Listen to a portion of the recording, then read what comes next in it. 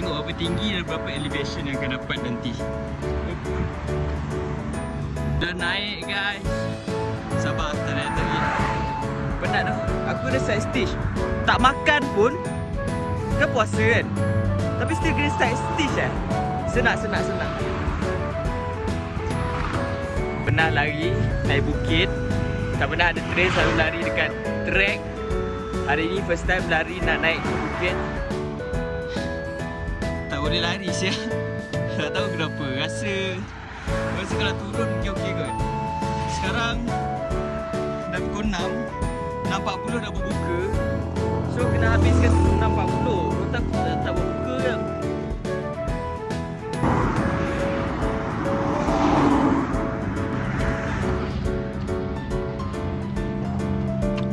Basikal pun ada.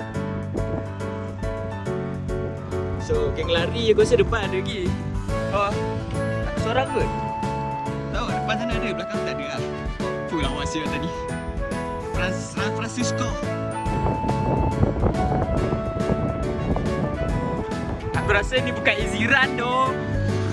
Sepatutnya sebelum berbuka easy run ni macam aku letak 100% effort pula ni. Sakit sial. Astagfirullahaladzim. Wow, ni je saya nak tengok atas ni. Lepas ni kita turun.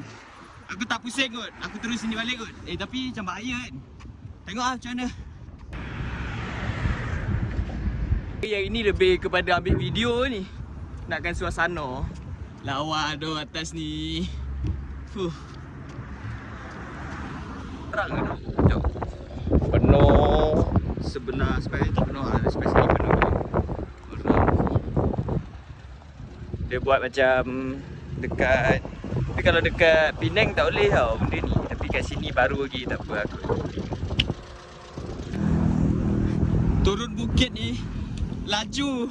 Tak boleh slow. Iyalah. Dapat P4 tiba. Tapi side stage perut gue sakit.